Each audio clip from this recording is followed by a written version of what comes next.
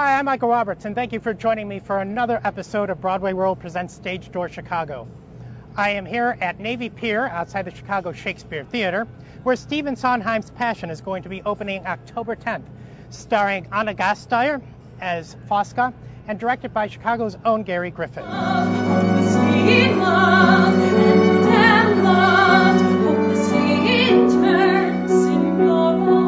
So, tell us about Passion. I know Sondheim wrote this back in 93, 94. It's on Broadway for a little bit and enjoyed a revival here at Ravinia. So, what makes this production different than the original? Well, I think a lot of things. Mostly, we're getting to do it now, 13 years later. And so I think time is always very kind to Sondheim. As they live and are in the world, we get to revisit them, and there's a certain awareness that the piece exists, so we get the benefit of the audience knowing something about it. And then I think we're just really lucky to have a group of artists that have come to do it who are dynamically attracted to this piece and want to tell this story. And I think being here in Chicago in this particular space and time, and these people coming together, I think is really what it is, because the piece speaks so powerfully about love, and how at this time I think in the world to question what the motives that people have, and how love is really behind a lot of things that are very dark and very scary. And your character of Fosca is a very difficult character. In fact, I think of Passion more as an opera, really, than a musical. Yeah, I mean, I don't know, do you mean like in terms of vocal challenge? Or no, I just mean as the breadth of the piece. Yes. And as far as the character of Fosca, it's Yes. really It an is operatic character. It's a very, I would say, yeah, I mean, in the sense that it could be perceived of as a very arch character, but I think, in particular, this production, I'm under Gary's skillful direction, I think that we're moving more away from melodrama, I would say. Yeah, I mean, the text is actually incredibly detailed and incredibly substantive, and it's, whereas I sort of think of opera as sort of hitting the, Spanish soap opera highlights in a lot of cases. It's slightly, it's richer, and there's quite a lot to mine there. I think in terms of the constitution of the score and the way that the orchestrations have been coordinated, and the ideas that support the community that Fosca lived in, but not only the fact that it's in Italy in the Right. 19th century, but also that it's on a military base, and that she's in terrible isolation emotionally and physically, both through illness and otherwise. I think that the score actually is very operatic that way. I think that it supports an incredible amount of character work throughout. Did you ever think about updating the story into modern times, or do you think that how the position of women were viewed back in that? I think that's key. Yeah. I don't think you could update it. I think because the choices, a lot of understanding the characters has to do with the choices and the time they're in. Right. And I think it's specific. I don't think it. I think I think both of the lead female characters, the limitations Yes. are key. Incredibly confined era for women, and also just with regards to life expectancy and the sort of immediacy of war, I think that those are really relevant to the era. Sure. I think that death plays a humongous role in this show, and whereas we can kind of comprehend that in a modern way, we're very removed from it. I think the immediacy of death is all over this show, and I don't think you could do that now. Love and death go together hand in hand. Very much so. I mean, they're on a military base. People are facing battle daily. Yeah, I just saw an interview with Stephen Sondheim, and he was talking about the piece, and he said, Passion is about how the force of somebody's feelings for you can crack you open, and how it is a life force in a deadened world. And he also said that Fosca's life force is her passion. They absolutely start the piece with very, very contrary notions of love, and I think that they partially reach the same conclusion, but it's also informed by one another's motivations. I also think they're not. I think those, while interesting, and I think interesting things to say about it, what fascinates me is how, in their pursuit, there's less self-awareness, and that is what I think is fascinating is when you see an opportunity to realize what these two characters could realize, they take the journey with incredible power. And so I think we might sit back and go, that looks selfish or selfless, but I don't think that's where they are. It's so immediate and urgent, and as honest as about how death pervades the story, it also ups the stakes in terms of, okay, we're only here now, and this is... There's tremendous risk, and it's risky behavior, and it's uncomfortable behavior, and it's embarrassing behavior. And I think that's what makes it good theater. I think an academic discussion of love and passion, you can do a lot of reading on that, and it would be fine. But that's not what this is about. I think it's very much about seeing the really uncomfortable underbelly of passion, obsession, love. I kind of think your character is almost a twist. The whole story is almost a twist on Phantom, because really, I think if you just flip the two stories, I think Fosca can relate to the Phantom. I mean, Fosca reads. Her escape is reading and writing, where Phantom's was music, but they both become obsessed. Phantom with Christine and Fosca with Giorgio. Well, I think you've seen this story a lot throughout theater history, where the shoe is on the other foot in terms of gender. Right. I think Cyrano. I mean, you can go give a million references where there's a beautiful woman and the Hunchback of Notre Dame, whatever it is. And I think that Sondheim's genius is to flip that on its ear a little bit so that the conversation can be refreshed. You know? Yeah, because really, Fosca's character is not likable at the beginning, and if it's not likable to the audience, it's amazing how her character just takes the audience over, because I think everybody can relate to something in Fosca. One of the key things in the piece, and I think what's genius about it, one of the things that's genius, I think one of the reasons I really wanted to do it, there's a flashback in it where we learn the history, and it's not just about, an awful thing happened. It's about how love intersected, and powerfully people were destroyed, but everyone with incredibly good intentions, except one person. Right. But I mean, the family was trying to save each other and trying to invest each other in enormous love, and that turned wrong and destroyed everyone, and changed everyone.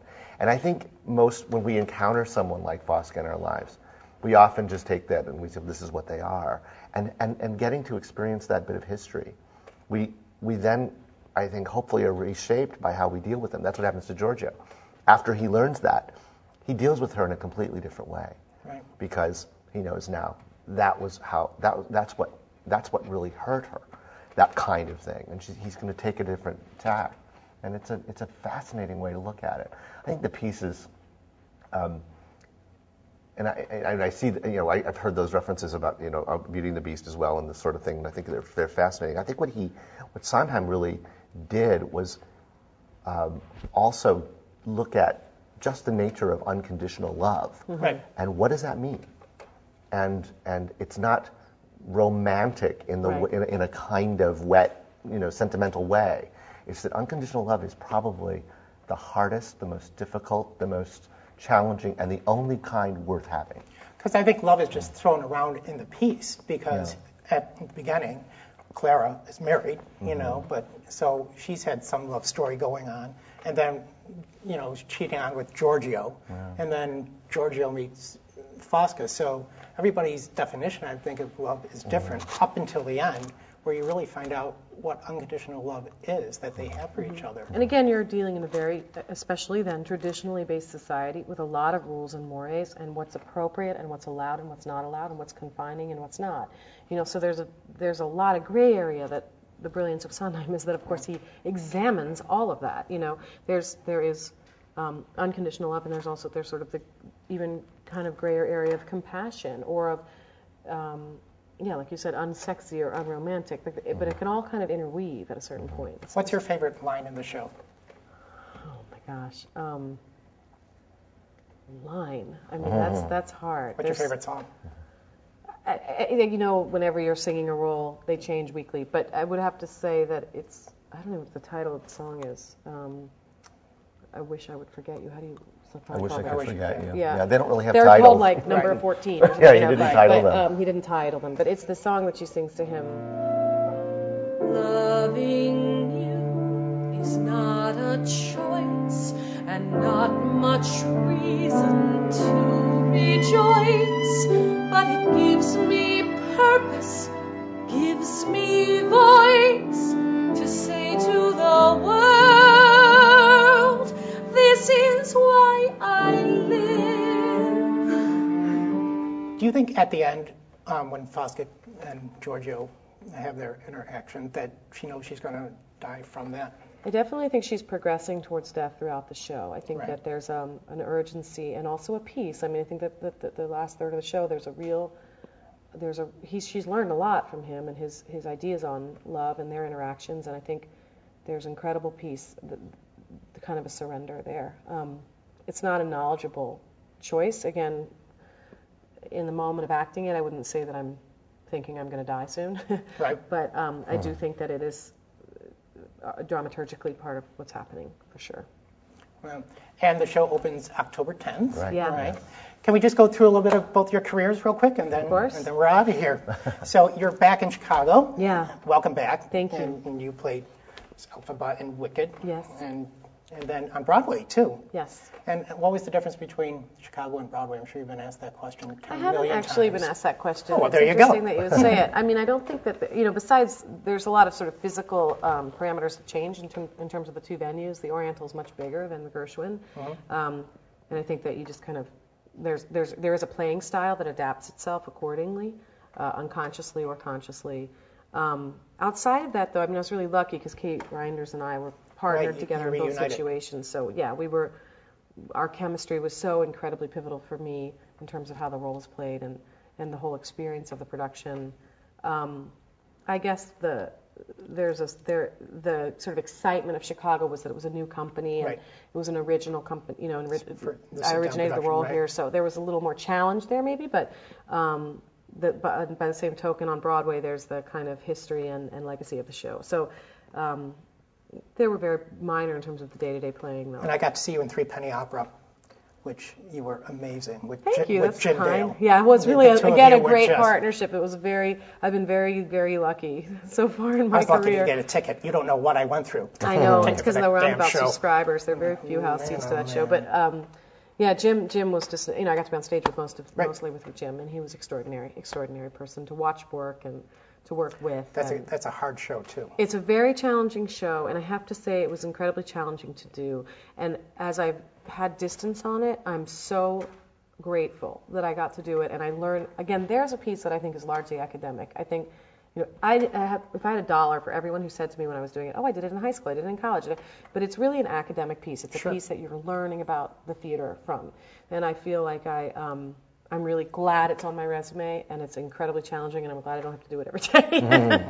And I also saw you as Fanny Bryce. Oh, thank you. The truth. 2003, I Very think that fun was. experience. Yeah, And one of funny the girl. great roles. Yeah, I hope one day this is so wonderful because Fosca is so on the. I've been able talked to about it shed the before, comedy right. skin entirely because it's. I mean, it's just not. It's not a real laugh riot. I keep saying that to people, but at the same time, that I, eventually would. It's so that balance of then playing somebody who's. To try to bring my comedy history into a part would be really fun at some point. It came back to I was in that interview with Sondheim that I saw. There were so many rewrites with passion because people were laughing in all the previews. So he said he rewrote about 40% of the show just because people were laughing. People the are wrong very times. uncomfortable though. I mean, it's been And our that's what the experience that laughter we he do said was get, coming from. and they're different every show. That's what's really interesting. Gary and I talked about it this morning. After every preview, there's this kind of review of where the laughs come because it's incredibly uncomfortable. Right. It's like when you get terrible news and you start to giggle. It's got some of that tragic. No, there's those moments too in shows. Often, when you see West Side Story and the gun goes off, there's a laugh afterwards, only because the audience is reacting to their own Anxiety. shock. And it's sort of an interesting thing. And you can't always regulate that. It's what happens. But I take it as a sign that they're engaged. Yeah, It's really, me too. And congratulations on The Color Purple, Thank which you. actually just ended a great run here. Yeah, One of thank the you. best pieces of theater I think I've ever seen in my life. Thank you so much. What was that experience like for you? Incredible, and it continues to be. It was, and it started with the story and working with Alice Walker and getting to know her, and it just felt privileged from day one because you're getting to tell that story, and there's something that happens to you. We all talk about it working on it. It's not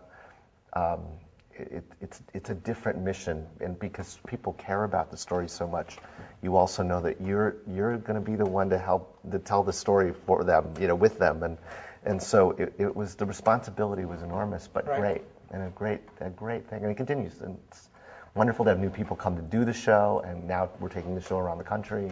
Yeah, it's going about to LA next, or San Francisco and then LA. Yeah. Yeah, let me tell you, at the end when she yells out "Nettie," crying like a baby on the floor I was. Yeah. That's good. And you just did the Apple Tree in New York, Yeah. which I saw, again with Kristen Chenoweth. Yeah. We had a great time. Great. It was a show we had done at Encores, and really, we all just had so much fun, and we loved Jerry Bach and Sheldon Harnick so much. It was just a great opportunity to get to go revisit it, and so it was really a great time. Really fun. But this is your home. This is my home, and it's great. It was. It's been fun we did the first Sondheim show here in 2001, Pacific Overtures, which right after 9/11, which was an amazing time to do that.